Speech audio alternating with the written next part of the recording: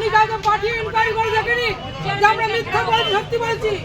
উনি 4 নম্বর ওয়ার্ডে কাজ করছেন, সমস্যাটা কোথায় হচ্ছে। মেমারি পৌর ভবন থেকে ঢিলছোড়া দূরত্বে 13 নম্বর ওয়ার্ডের রায়পাড়া। কিন্তু প্রশ্ন উঠছে, এত কাছে যদি পৌরসভা থাকে তাহলে এমন বেহাল নিকাশি ব্যবস্থা কেন? ড্রেন ভর্তি প্লাস্টিক, নোংরা আর আবর্জনায় জল জমে থাকছে দিনের পর দিন।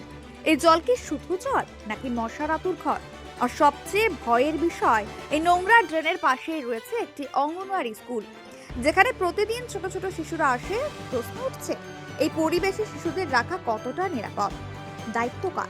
3 দিন ধরে জলের পরিস্থিতি, আমাদের তো মিউচুয়াল এলাকা, অতএব আমাদের টাইমে জল ছাড়া আমাদের কিছু করার নেই।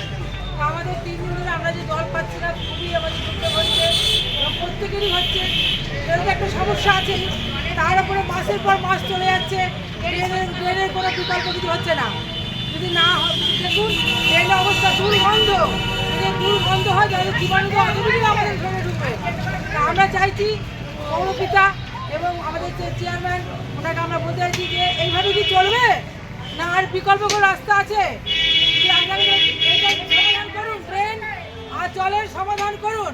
আর যদি বলেন যে না করব না, তাহলে আমরা চেষ্টা করে দেখছি আমরা কি করতে পারি। কাজও করেনি, বেড়ানো পরিষ্কার করতে আসে না।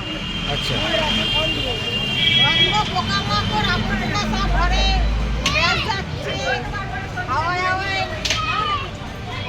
এলাকাবাসীদের অভিযোগ, বারংবার জানানো হয়েছে 13 নম্বর ওয়ার্ডের কাউন্সিলরকে, জানানো হয়েছে পৌরসভার চেয়ারম্যান, ভাইস চেয়ারম্যান সহ কর্তৃপক্ষকে। তবু কেন মেলেনি সমাধান? মশার দাপটে আতঙ্কে রয়েছেন এলাকার মানুষ। জ্বর, ডেঙ্গু, ম্যালেরিয়ার দায় নেবে কে? আজ আর চুপ থাকেননি রায়পাড়ার মহিলারা। ধৈর্যের বাঁধ ভেঙে রাস্তায় নামলেন তারা। বিক্ষোভের সামিল অঙ্গনওয়াড়ি কর্মীরাও।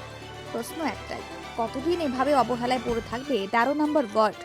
শুধু আশ্বাস নাকি এবার বাস্তব কাজ? এখন দেখার, মেমারি পৌরসভা কি এবার নড়ে চড়ে বসবে নাকি প্রশ্নের উত্তর দিতেই থেকে যাবে নীরব?